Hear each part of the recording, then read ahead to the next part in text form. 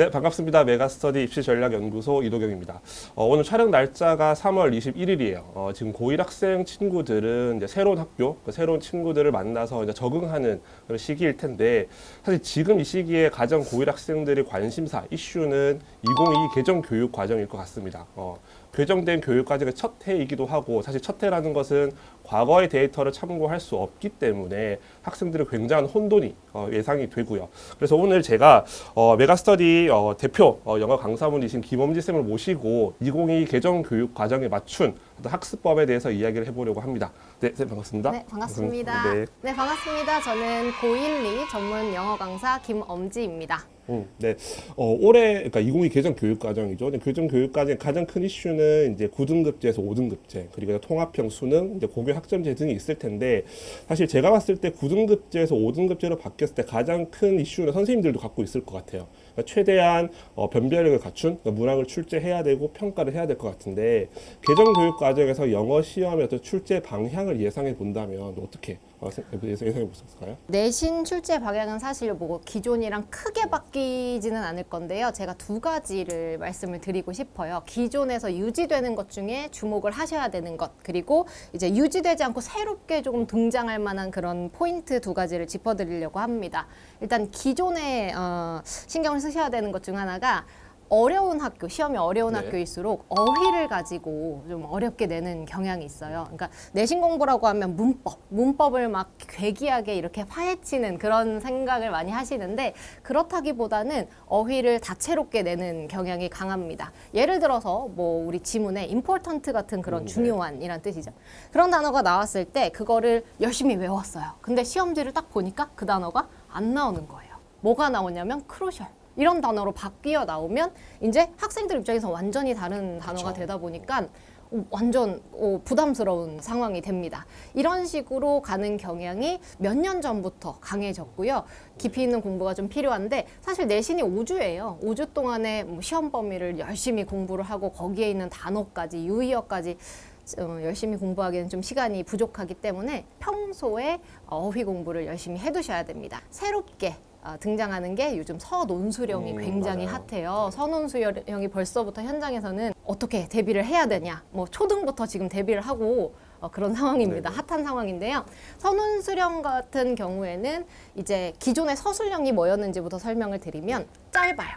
뭐 한 문장 정도에서 두 문장 정도를 쓰시면 되고, 개념, 내가 알고 있는 개념을 서술할 수 있으면 됩니다. 근데 논수령 같은 경우는 이제 아예 정의 자체가 한 단락에서 글을 쓸 수 있어야 되고요.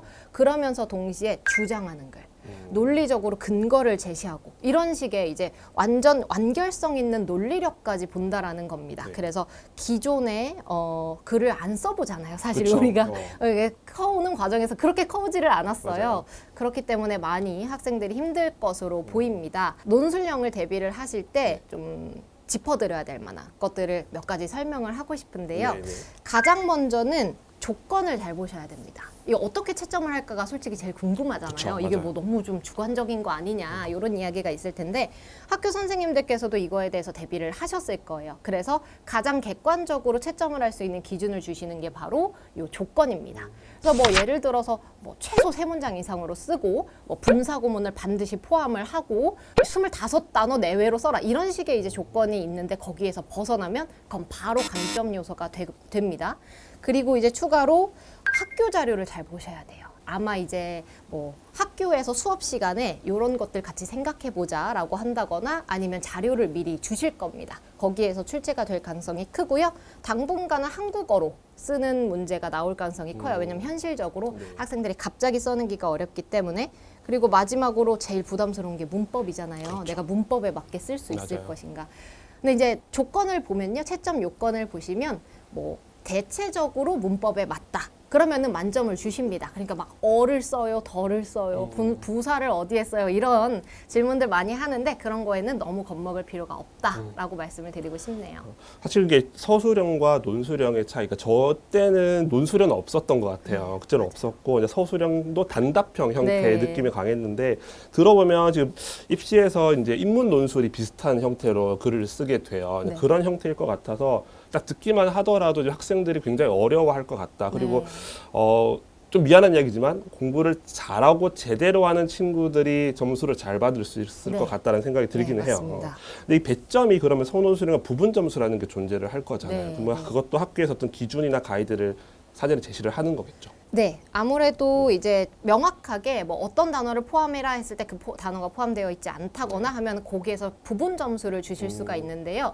이게 이제 우리 내신은 1점 1점이 아쉽잖아요. 굉장히 크죠. 네, 그렇기 맞아요. 때문에 A, B, C라는 세 명의 친구가 똑같이 한 문제를 틀렸는데 서술형 7점짜리를 틀렸다고 봤을 때 한 학생은 조건이 하나도 맞지 않아서 7점을 다 깎였고 그리고 다른 학생은 뭐 2점 부분 점수를 받고 다른 학생은 5점 부분 점수를 받았다. 그러면 이 세 명이 다 다른 등급이 될 가능성이 클 정도로 이 서술형의 변별력이 굉장히 강합니다. 준비를 잘 하셔야 될 것 그런 것 같아요. 아까 말씀해 주신 대로 이제 1점 차이가 굉장히 크다고 하셨는데 실제 학생들이 받아보는 성적표에는 이제 정수로만 표시가 되거든요. 그러니까 95점, 94점인데 실제 이제 그 환산 점수로 계산하면 94.78점, 이게 0점 몇 점 차로 등급이 갈려요, 실제로는. 그래서 말씀하신 대로 1점이 굉장히 큽니다. 그래서 절대로 놓치지 않도록 말씀하신 대로 이제 선논술형에 대한 준비를 잘 해주셨으면 좋겠어요.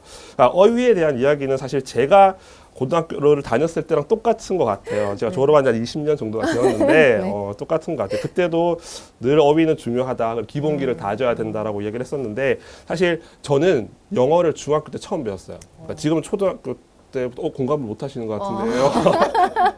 네, 제가 중학교 때 처음 배우다 보니까 사실 고등학교로 넘어갔을 때 영어가 그렇게 어렵다라는 느낌을 사실은 못 받았던 것 같은데 지금 친구들은 좀 다를 것 같아요. 그래서 중학교 영어와 고등학교 영어의 차이를 좀 설명해 주신다면. 네.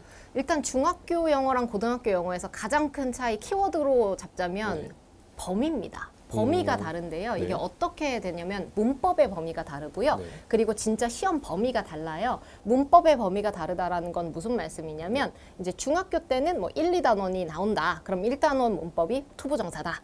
2단원 문법이 동명사다. 그러면 그 두 개에 관한 문법만 나옵니다. 다른 문법은 출제가 되지 네. 않아요. 그런데 이제 그 과정을 다 겪고 고등학교에 왔기 때문에 고등학교에서는 이제 니네 문법 다 알지? 하고 내는 거예요. 다 냅니다. 그러니까 우리 이번 단원의 관계대명사인데 갑자기 투부정사에서 답이 나오고 관계부사도 나오고 이렇게 다 나온다고 생각을 하시면 되기 때문에 문법 개념 정리는 고등학교 오기 전에 반드시 끝내고 오셔야 되고 그리고 이제 시험 범위 자체가 많아져요. 네네. 중학교 때는 뭐 어떻게 보면 좀 외울 수도 있는 정도의 시험 네. 범위라고 치면은 고등학교 때는 양 자체가 많기 때문에 교과서도 들어가고 부교재도 들어가고 학평도 들어가죠. 그러다 보니까 이거를 뭐 외워서 처리할 수 있는 정도의 수준이 아니고요. 정보를 잘 처리할 수 있는 능력, 그러니까 독해 능력이 중요합니다. 맞아요. 문법에서 궁금한 게 사실 문법이라는 거는 중학교 문법, 뭐 고1 문법이 구분되어 있지는 않잖아요. 네, 그렇죠? 네. 그러면 중학교 때 가능한 한 최대한 많은 문법을 맞습니다. 정리를 하고 지금이 3월이니까 아마 문법이 정리되지 않은 친구들은 선생님 강의를 통해서 빠르게 정리를 하시는 게 좋을 네. 것 같아요. 맞습니다. 알겠습니다. 자, 일단 제가 독해력에 대한 해석과 독해에 대한 이야기는 좀 뒤에서 나눠보도록 하고 그러면 이제 중학교와 달리 어려워진 범위가 늘어나고 이제 문법의 어떤 범위 자체가 양이 많아진 이런 고등학교 내신 영어는 어떻게 준비를 해야 될지. 일단은 내신 대비를 할 때 5주 정도로 내신 대비를 합니다. 요거는 중학교 때랑은 좀 다른 부분이니까요. 참고를 하셔야 돼요. 중학교 때는 보통 3, 4주 대비를 하는데 고등학교 때 3, 4주 대비해서는 안 됩니다. 범위가 많다고 아까 말씀을 드렸죠. 그리고 가장 먼저 하셔야 될 게 여러분들이 학교 유형을 확인하시는 거예요. 보통 다 자기 학교 사이트에 기출문제가 들어 있습니다. 기출문제에 접근을 하셔서 우리 학교가 어떤 특이한 유형을 내는지를 확인을 하셔야 돼요. 예를 들어서 그냥 수능 유형의 독해 문제만 나오는 학교도 있지만 정말 요상한 문제들, 그러니까 우리 학교만의 문제들 이런 것들도 나오거든요. 그래서 우리 학교가 어떤 문제들을 좋아하는지 그리고 교과서와 부교재와 학력평가 지문이 있다면 그중에 출제 비중이 어떻게 되는지도 좀 보셔야 됩니다. 예를 들어서 교과서가 뭐 3과 이렇게 해서 교과서 열심히 공부했는데 3문제 나오고 이런 학교들도 있거든요. 그래서 이 부분을 체크를 하시고 그리고 나서 두 번째로는 출제 범위마다 그러니까 출제되는 소스마다 학습 전략이 조금 다를 수 있어요. 예를 들어 교과서. 그럼 교과서는 보통은 서술형이 많이 나옵니다. 거기에서 중요시되는 문법 요소들이 각각 정해져 있기 때문에 거기에서 영작을 해라, 뭐 서술형을 해라, 좀 깊이 있게 공부를 해야지 쓸 수 있는 문제들이 많이 나와요. 부교재나 학력평가 지문은 지문 자체가 짧습니다. 그렇다 보니까 각각의 내용을 묻는 문제들이 많이 나오고요. 주제 정리 반드시 하셔야 돼요. 지문별로 얘가 무슨 내용이었다. 마지막으로 학생들이 제일 많이 안 하는 게 해석을 안 해본다라는 거예요. 수업을 열심히 듣고 그냥 그러면 나는 여기 다 해석할 수 있겠지라고 생각하는데 직접 해석을 안 해봐요. 귀찮거든요. 그걸 직접 다 써본다라는 게 사실 쉬운 맞아요. 일이 아닌데 이게 이제 수영 같은 거라고 생각을 하시면 수영을 배우러 가가지고 자유형에 대해서 설명을 한 90분 들었어요. 그렇다고 내가 물에 뜨나요? 그건 아니잖아요. 아니죠. 네. 그러니까 반드시 직접 해보셔야 내가 뭘 할 수 있고 뭘 할 수 없는지를 알 수 있습니다. 맞아요. 해석을 안 한다라는 건 공부를 안 한다는 이야기인 거죠, 맞습니다. 그렇죠? 네, 맞아요. 이런 말이 안 되는 거고요. 맞아요. 맞아요. 그래서 어쨌든 고교별 이제 출제 유형 이런 것들을 잘 확인을 해보셔라 말씀인 것 네. 같고 아까 학력 평가라는 말씀 해주셨는데 고1 학생들은 학력 평가가 다 뭔지 잘 모를 거예요. 학력 평가는 시도 교육청에서 출제하는 수능 형태의 모의고사입니다. 그래서 3월, 그러니까 3월 26일 날 보게 되거든요. 3월 보통 6월. 그다음에 9월, 11월 이렇게 이제 진행이 되는 거 참고로 말씀을 드릴게요. 자, 그럼 반대로 내신 영어로 공부할 때 이거는 하지 마라라는 것도 이야기를 사실 이게 더 중요할 것 같아요. 맞아요. 사실 하고 싶은 말이 너무 많은데 일단은 수능에서는 절대평가다 보니까 2등급을 맞겠지라고 이제 생각을 많이 합니다. 뭐 어떻게 해도 뭐 80점 이상은 맞겠지 하는데 79점 맞는 학생들이 분명히 나와요. 맞아요. 그러니까 너무 자신하시면 안 됩니다. 막연하게 안심을 하시는 그런 학생들은 조금 주의를 하셔야 되겠고 기초가 없는데 시간 재고 푸는 거에 너무 목매는 학생들이 있어요. 그러니까 뭐 내가 뭐 한 3, 40분 만에 이걸 다 푼다는 중요하지가 않아요. 몇 점을 맞는지가 중요한데 이제 내가 해석도 제대로 잘 못하는데 자꾸 시간을 재고 그게 몇 점인지에 너무 몰두를 하다 보면은 산으로 갑니다. 맞아요. 그래서 어느 정도 내가 기초가 쌓일 때까지는 너무 시간을 재고 푸는 거 하지 마시고 그냥 이 독해 문제를 정확하게 읽고 풀 수 있는가, 답을 낼 수 있는가에 집중을 해주셨으면 좋겠어요. 그리고 무작정 진도만 나가는 학생들이 있습니다. 아까 말씀드렸듯이 네. 해석을 직접 해보지 않으면 공부를 안 하는 거나 다름이 없는데 강의를 들었다고 해서 공부를 했다고 생각을 하는 거죠. 그러니까 무작정 징도만 나가지 마시고 반드시 복습 과정. 그리고 거기에 나오는 단어라거나 문장은 내가 하나도 모르는 것이 없다. 이 지경까지 가야 이게 이제 제대로 복습을 하신 겁니다. 그리고 나서 문제를 푸시는 거예요. 영작을 또 하잖아요. 그쵸. 선혼술령을 쓸 때 틀릴까 봐 써보지를 않아요. 그러니까 이 문제집에 5점을 남기기가 싫은 거예요. 그 문제집이 깨끗해야 깨끗하게. 된다는 거예요. 문제집에는 깨끗한 나의 고민 흔적이 없는 정답이 딱 써 있기를 바라는 거죠. 그래서 이제 수학도 왜 깔끔하게 푸는 학생들 있잖아요. 그쵸. 그 틀린 거 다 지워가면서 푸는 그런 학생들이 영어 서술형도 이제 단어를 막 여기 저기 옮겨보고 사실 그렇게 써야 되거든요. 제가 강사지만 저도 서술형 뭐 그런 강의 준비할 때 여러 번 써봅니다. 써보면서 고민해보고 그러면서 이게 여기에 들어가야 되는구나를 파악할 수 있는 건데 그 과정을 안 하는, 무서워서 안 하는 학생들이 있어요. 반드시 해보셔야 됩니다. 이 문제집은 내 훈련장이에요. 그쵸. 그리고 문제집에서 잘 훈련을 하셔야 시험지라는 이제 나의 무대에서 여러분들이 제대로 그쵸. 활약을 할 수 있는 거라고 저는 생각을 하고요. 내신 범위 통암기 하는 학생들 굉장히 많아요. 저는 이게 이제 가장 할 말이 많은데 이 통암기를 이제 암암리에 주변에서 선배들이 나는 뭐 이거 다 외웠더니 뭐 1등급 맞았다 이런 식으로 많이 얘기를 한다고 하더라고요. 자꾸 이거에 솔깃해하는데 통암기는 지금 당장 이걸 잘 외웠어. 그래서 이번 시험을 잘 봤더라도 다음 시험 때 다시 또 외워야 돼요. 처음부터 끝까지. 그러니까 이게 계속 2학년, 3학년 가면 범위가 더 많아지는데 계속 시험 범위가 많아지는 거 어떻게 다 외워요. 그리고 두 번째로 선생님들께서 우리 학생들이 얼마나 통암기를 잘했나 볼까 하는 마음으로 내시는 게 절대 아니실 거잖아요. 그러니까 이걸 걸러내고 싶어 합니다. 어떻게 걸러내냐면 아까 말씀드렸듯이 단어를 바꾼다거나 문장 구조를 아예 바꿔서 내요. 아니면 아예 외부 지문을 갖다 쓰시기도 합니다. 그렇기 때문에 이거를 뭐 어떻게 외워가지고 우리 학교는 잘 된다던데 라는 생각으로 하지 마시고 실력을 키우시는 게 가장 좋습니다. 사실 이거 들어보면 이렇게 예를 들어서 뭐 기초 없이 시간 재워서 문제 풀기, 진도만 나가기, 통암기 이거 사실 절대로 수능을 잘 볼 수 없는 방법들이거든요. 맞아요. 특히 이제 아까 2등급 받을 수 있다고 막연하게 안심하는 친구들이 이게 고3들도 그래요. 고3, 3월쯤 되면 딱 말씀하신 점수에 78점에서 82점 친구들이 한 번은 2등급 받아봤거든요. 네. 그리고 보통 잘 맞아, 받은 맞아요. 85점 정도 받을 때도 있어요. 맞아요. 그러니까 자기는 2등급을 맞췄다라고 생각을 하고 안 합니다. 그리고 고3은 수학도 해야 되고 국어도 해야 되고 탐구도 해야 되고 굉장히 많다 맞아요. 보니 계속 영어의 우선순위가 밀려요. 그래서 나중에는 수능 딱 가면 제일 많이 받는 등급이 3등급이에요. 그리고 원서 74점, 75점.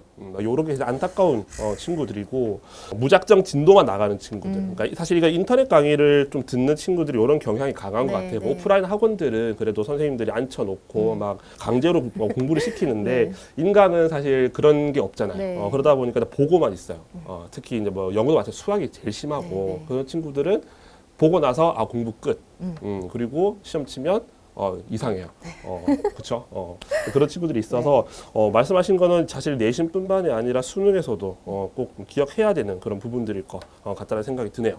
자, 그럼 이번 내신은 좀 정리를 하고 수능으로 좀 넘어가 보도록 할게요. 이제 통합형 수능으로 전환이 되었는데 국어 수학은 사실 범위 자체가 좀 바뀐 부분들이 있고 그리고 탐구 영역도 범위가 바뀌었기 때문에 큰 이슈가 있는데 영어는 큰 이슈는 없는 걸로 알고 있어요. 그렇죠? 네, 맞습니다. 이 수능 영어는요, 네. 거의 뭐 조금 소외됐다고 생각될 정도로 변화가 없어요. 네. 그래서 흔들리지 마시고 그냥 기존에 공부하던 그대로 기초에 탄탄하게 공부하시면 될 것 같습니다. 맞아요. 절대 평가가 바뀌지 않기 때문에 영어는 지금과 동일하다라고 생각을 해보시면 될 것 같고, 자, 그러면 고1 학생들 뿐만 아니라 수능 영어는 어떻게 준비를 해야 될지. 일단 수능 영어는 결국 영어잖아요. 네. 영어를 공부하는데 제일 중요한 건 아까도 말씀드렸지만 어휘입니다. 그쵸, 단어. 이 어휘의 중요성은요. 만약에 전국에 영어 선생님이 100분이 계신다면 100분 다 어휘를 열심히 하라고 하실 정도로 어휘의 중요성을 간과할 수가 없습니다. 우리가 그냥 흔히 총알의 비유를 하잖아요. 전쟁터에 나가야 되는데 그 총알이 바로 어휘가 된다라고 생각을 하시면 됩니다. 어휘는 매일 하는 게 좋습니다. 꾸준하게. 매일 하려면 한 번 할 때 너무 오래 하시면 안 돼요. 1시간 정도로 생각을 하시면 되는데 이거는 외우는 시간까지 포함입니다. 처음에는 읽는 거예요. 내가 이제 뭐 단어와 뜻을 쭉 읽고요. 그리고 나서 모르는 단어를 체크합니다. 뭐 좀 처음 들어봤거나 긴가민가하다거나 이런 건 다 체크를 한 다음에 이거를 한쪽을 가리시고 뭐 테스트지를 만들어주는 선생님이 그렇죠. 없으니까 네. 한쪽을 가리세요. 그리고 나서 계속 확인하면서 이거를 셀프 테스트를 보시는 겁니다. 그랬는데 생각이 안 난다. 그러면 거기에 다시 한번 표시를 하세요. 표시가 2개가 되어 있는 애들이 있겠죠. 네. 이게 내일 복습해야 될 단어가 되는 겁니다. 이런 식으로 공부를 하시면 되고요. 어원 공부의 중요성을 좀 강조를 드리고 싶어요. 학생들 뭐 어원의 뜻을 모르는 친구들이 있을 거기 때문에 네. 어원이 뭔지 한번 설명을 해주시죠. 이 어원이 우리 한국어로 따지면 한자어 같은 느낌입니다. 우리가 한자어 하면은 진행하다 하면은 앞으로 나아간다라는 뜻이잖아요. 전진하다 이런 단어들 이게 영어에도 똑같이 있다라고 생각을 하시면 됩니다. 영어로 따지면 프로그레스 이런 단어가 있어요. 프로라는 단어가 들어 있으면 다 앞입니다. 앞. 그레스는 가다예요. 전진하다, 진보하다라는 뜻이 됩니다. 그럼 프로라는 단어를 가지고 이제 이게 앞이라고 했잖아요. 뭐 프로젝트가 있다. 그럼 우리 프로젝트 하면 쏘다예요. 젝트가. 그래서 우리가 일반적으로 쏘는 칠판에 쏘는 프로젝터. 이게 앞에다가 쏴주는 겁니다. 그럼 프로포즈. 포즈는 또 놓답니다. 그러니까 이제 부장님한테 제안서를 탁 하고 놓는 거죠. 그래서 제안하다가 됩니다. 그래서 프로포절이 맞습니다. 제안서가 되는 거고요. 네. 반지를 숨겨놨다가 이렇게 짠 하고 앞에다가 두면 그게 청혼하는 거죠. 그래서 프로라는 단어를 가지고 이렇게 다양하게 의미를 확장해 나가면서 공부를 할 수 있기 때문에 효율적이에요. 어원 공부가. 추가로 많은 감각을 끌어들여야 된다라는 말씀도 네. 좀 드리고 싶은데 그러니까 시각에만 너무 의존을 하면 졸려요. 그쵸. 그리고 특히 단어 같은 거는 솔직히 단어랑 뜻 너무 좀 단조롭습니다. 맞아요. 그래서 소리 내서 읽고 그럼 소리 내서 읽으려면 내 뇌를 거쳐야지 소리가 나올 수 있잖아요. 그럼 그 소리가 다시 귀로 들어오죠. 그러면서 다양한 감각, 손으로도 쓰고 말하고 듣고를 적절하게 같이 활용을 해주시는 게 좋고요. 자기만의 그런 방법이 분명히 있습니다. 그쵸. 뭐 계속 쓰는 게 잘 맞는 학생들도 있고 저는 어렸을 때 제가 이렇게 강사가 된 거를 그러니까 강사가 될 줄 어떻게 보면 알 수 있었던 게 설명하듯이 스스로한테 설명하듯이 하는 게 그렇게 재밌었어요. 맞아요. 그래서 이렇게 됐나 봐요. 아무튼 그렇게 자기한테 맞는 공부법을 찾으시면 좋고요. 그리고 유의어와 반의어와 혼동어휘 요거는 공부를 잘 하셔야 됩니다. 그러니까 유의어, 반의어, 혼동어휘. 예를 들어서 어떤 단어가 있을까요? 이거? 예를 들어서 consider가 고려하다, 생각하다예요. 근데 이제 consider에다가 ate를 붙여서 considerate이라고 하면 이게 사려 깊은이란 뜻이 됩니다. 사려 깊은이라는 considerate이 있지만 얘랑 똑같은 뜻으로 쓰이는 게 thoughtful이 있어요. thought, 생각이 full, 꽉 찼다라는 뜻이에요. 그래서 considerate이랑 thoughtful은 둘이 유의어 관계죠. 네. 내신에서 considerate이 본문에 있었는데 thoughtful로 바뀌어 나올 수 있는 겁니다. 혹은 반의어로 바뀌어 나올 수 있어요. 예를 들어 careless, 부주의한 이런 것들로 바뀌어 나왔을 때 이거 두 개는 반대 뜻인데 알아볼 수 있어야겠죠. 네. 그리고 마지막으로 혼동어휘는 철자가 비슷한 거. considerate이랑 considerable 이 두 개가 생각보다 엄청 비슷하게 생겼거든요. 네. 같은 단어에서 나왔기 때문이에요.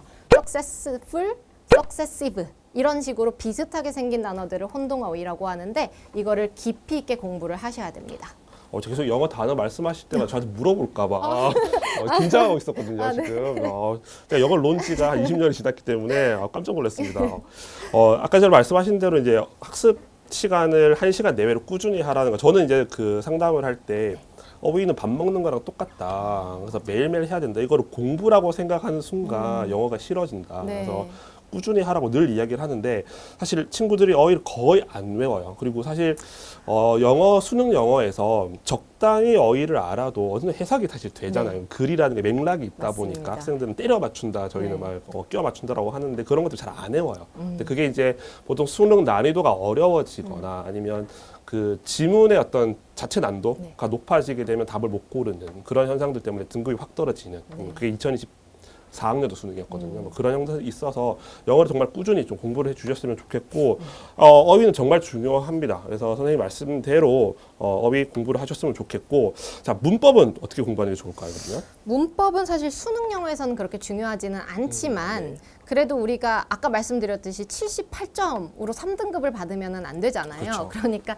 어법도 한 문제가 분명히 나오고 네. 그리고 내신에서도 이거 문법은 굉장히 중요하기 때문에 고등학교 1학년 때 확실하게 그냥 전체 범위를 개념을 복습을 하셨으면 좋겠습니다. 중학교 때 잘 했던 학생이라도 고등학교 때 나오는 그런 또 포인트가 있어요. 네. 똑같은 문법이지만 네. 뭐 중학교 때는 관계대명사다 하면 관계대명사 앞에 사람 있으면 후 쓴다 이런 식으로 1차원적인 문제들이 나온다면 고등학교 때는 관계대명사 뒤에가 완전한 구조냐 불완전한 구조냐 완전한 구조가 나왔을 때는 관계부사를 써야 된다 이런 식의 이제 차이점을 가지고 다른 문법과의 차이점 비슷한 점 이런 것들을 이제 저는 이렇게 비유를 하고 싶은데 그 세계관이 확장된다라고 표현을 하고 싶어요. 그러니까 예를 들어서 우리는 뭐 캡틴 아메리카, 아이언맨만 그냥 이렇게 주구장창 팠는데 갑자기 확 열리면서 한 곳에서 만나는 거죠. 그러면서 각각이 이렇게 다르구나라는 거를 아셔야 되는 게 고등학교 문법 공부의 포인트거든요. 그래서 고등학교에서 가르쳐주는 그런 문법 강의를 반드시 한 번은 들으셨으면 좋겠습니다. 사실 그 문법이라는 게 뭐 그 중3 중학교 문법, 고등학교 문법 구분되어 있지 않기 때문에 사실 그러면 단기간에 어떤 잡을 수 있는 걸로 저는 들리긴 해요. 그러면 단기간에 잡으려고 하면 어떤 식으로 공부를 하는 게 좋을까요? 집중적으로 짧은 기간 동안에 많이 풀어보시는 게 좋아요. 물론 당연히 네. 개념이 바탕이 되어 있는 상태에서 우리가 이제 문법 문제가 보통 어떻게 나오냐면 밑줄이 그어져 있죠. 그리고서 얘가 맞냐 틀리냐 이렇게 물어본단 말이에요. 근데 우리가 이제 공부가 제대로 안 되어 있는 친구들은 밑줄을 보면 뭘 물어보는지 모르겠어요. 무슨 말인지 모르죠. 네. 이게 이제 훈련이 되어야지 이거를 이거는 지금 이런 식으로 모양이 되어 있으면 이런 문제다. 네. 수학도 사실 똑같거든요. 비슷한 게 있죠. 이런 맞아요. 식으로 나오면 이거는 이걸 활용해서 푼다. 네. 영어도 똑같기 때문에 짧은 시간 동안에 반복해서 기출 문제를 계속 푸시는 거를 추천드립니다. 그럼 결국은 그 문법을 예를 들어서 저는 고등학교 1학년 학생인데 문법이 어느 정도 완성이 되었어요. 그럼 고3용 문제집을 써도 괜찮은 거죠? 네, 그러면? 전혀 문제가 없고요. 오히려 그냥 고1, 2, 3 기출 문제는 다 긁어다가 푸시는 게 제일 좋습니다. 자, 마지막으로 이제 제가 앞서 해석과 독해 이야기를 수능에서 이야기를 하겠다고 했는데 해석과 독해가 일단 어떻게 다른지부터 좀 설명해 주시죠.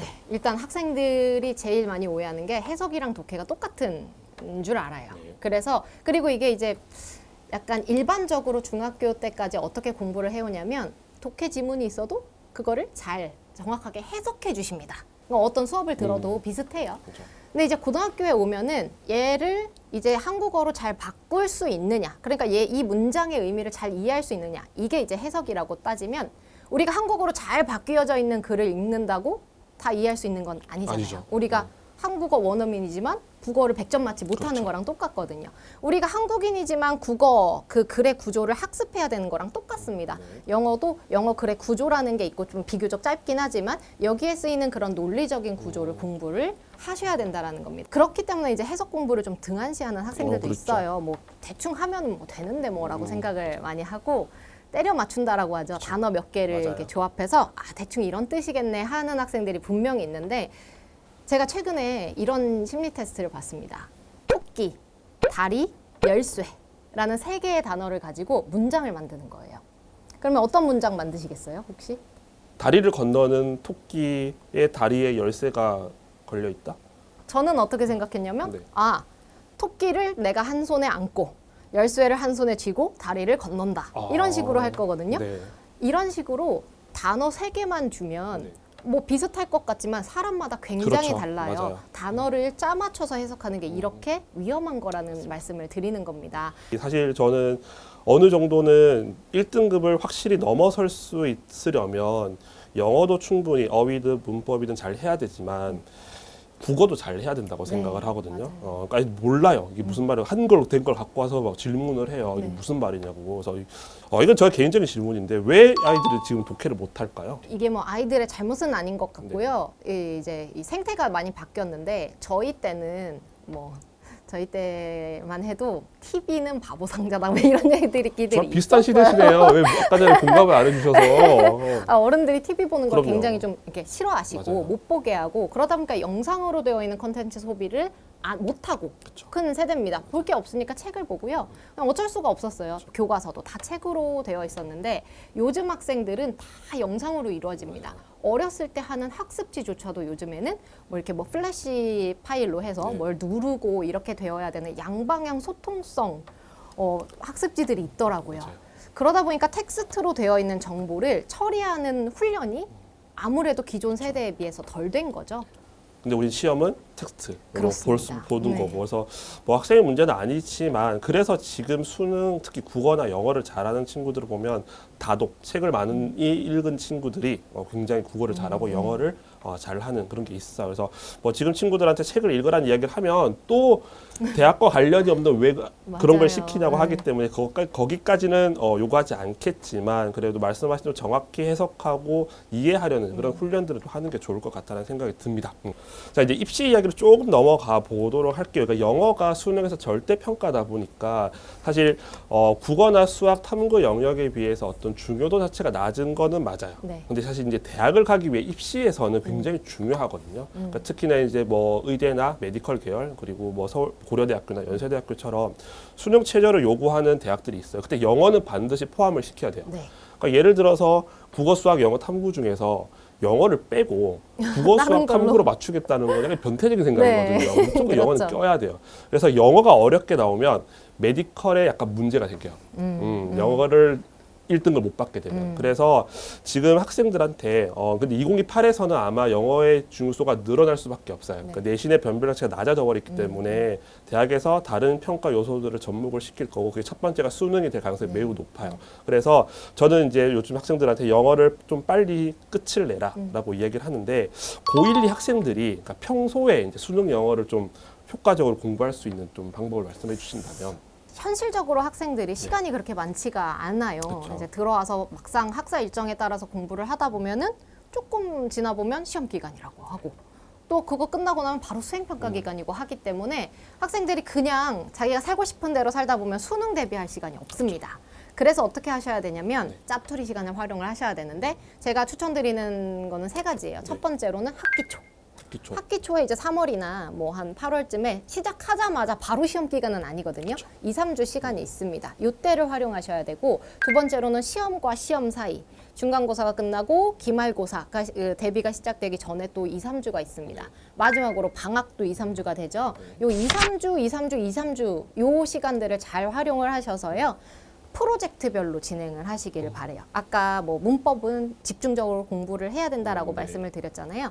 그러니까 이번 학기 초에는 문법만 끝내겠다. 아, 네, 뭐 다음 이제 중간이랑 기말 사이에는 뭐 해석 능력 네. 기초만 잡겠다. 이런 식으로 해서 하나씩 그 꼭지를 부러뜨려 가듯이 공부를 하시는 걸 추천드립니다. 맞아요. 학기 초 시험과 시험 사이 그리고 방학 보통 요 세 구간의 학생들은 놀죠. 네. 학기 초는 새로운 친구들과 놀고요. 맞아요. 시험과 시험 사이는 시험 봤다고 놀고 네. 방학은 방학이라서 놀아요. 맞아요. 그래서 여러분들 한 4번 놀면 3학년이 되거든요. 그러니까 말씀하신 대로 이 시기에 집중적으로 공부를 하고 결국 선택과 집중을 해서 좀 효율적으로 공부를 하라는 말씀인 것 같아요.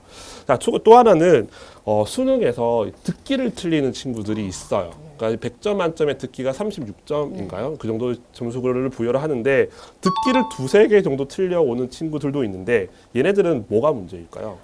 듣기를 하면 긴장이 좀 되나 봐요. 그러니까 긴장이 되는 학생들이 좀 있는 것 같아요. 그래서 네. 그러니까 분명히 이제 편하게 들을 때는 네. 잘 듣는데 꼭 시험만 보면 한두 개 실수를 한다거나 아니면 아예 듣기 실력이 저는 듣기만 유독 못하는 그런 학생들도 있는데 네. 듣기는 조금 학원에서도 그렇게 막 열심히 해주시지 않고 네네. 뭐 저희 인강 같은 데에서도 막 엄청 듣기 전문 선생님 계십니다. 그런데 뭐 다른 이제 선생님들을 듣기를 막 강조해서 해주시지 않다 보니까 공부하는 방법 자체를 모르는 학생들도 있더라고요. 네네. 하다 보니까 됐어 하는 사람들은 잘 된 건데 하려고 하는 학생들한테는 정보가 너무 부족한 거예요. 네. 그래서 이제 추천을 드리는 거는 같은 것을 반복해서 들으시는 걸 추천을 드리는데 이제 예를 들어서 저희가 듣기 시중에 뭐 기출문제집을 보면 네. 뭐 24회 뭐 모의고사 이런 식으로 나오잖아요. 그거를 24회를 그냥 차근차근 잘 푸는 것보다도 한 회를 여러 번 들으시는 게 좋아요. 그래서 처음에 문제 풀 때 들으시고 두 번째로는 내가 틀린 거랑 헷갈렸던 문제 위주로 들으시고 그리고 세 번째로는 스크립트를 보면서 처음부터 끝까지 다시 한 번. 그럼 3번 듣게 되잖아요. 스크립트를 보면서 들으면 안 들리던 게 들립니다. 학생들 중에서 스크립트 보는 걸 약간 죄악시하는 그렇죠. 맞아요. 학생들이 있어요. 맞아요. 그 수학 해설지 보는 거 네네. 싫어하는 것처럼. 근데 그 안 들리는 건요. 어떻게 해도 안 들려요. 그러니까 이걸 뭐 10번 듣는다고 해서 들리게 되는 게 아닙니다. 그렇죠. 그 표현을 모르고 그 표현이 그렇게 발음된다는 걸 모르는 거기 때문에 네. 스크립트를 적극적으로 보시기를 추천을 드려요.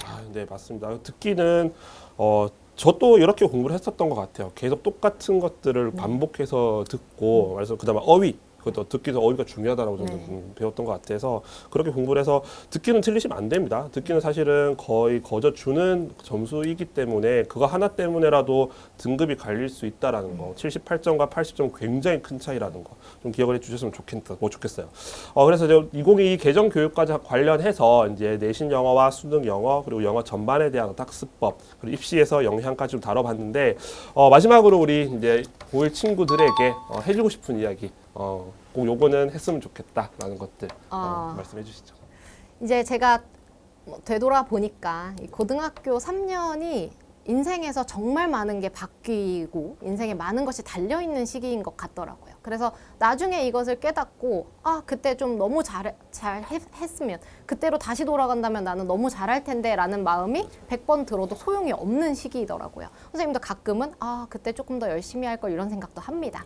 그러니까 이 귀하고 소중한 시간 너무 힘들기만 하다라고 생각하지 마시고 친구들과 좋은 추억도 남기시면서 그치만 아쉬움 없이 잘 보내시기를 바랍니다. 네, 저도 약간 덧붙이자고 하면 저는 지금까지 살아오면서 고등학교 3학년 때만큼 공부를 할 일이 별로 없어요. 네, 맞아요. 맞아요. 살다 보면 굉장히 재미있는 것들이 많아서 세상에는 공부를 잘 안 하게 됩니다. 그래서 그 한 1년, 한 2년 정도만큼은 후회 없이 좀 공부를 하셨으면 좋겠고 그게 뭐 인생을 바꿀 수 있다까지는 아니겠지만 그래도 여러분 살아가는데 분명히 힘이 좀 될 것 같다는 생각이 듭니다. 그래서 오늘 영어에 대해서 전반적으로 알아봤고 다음번에 제가 선생님 모셔서 좀 재밌는 이야기 그때도 네. 다뤄보도록 하겠습니다. 네, 감사합니다. 감사합니다. 네.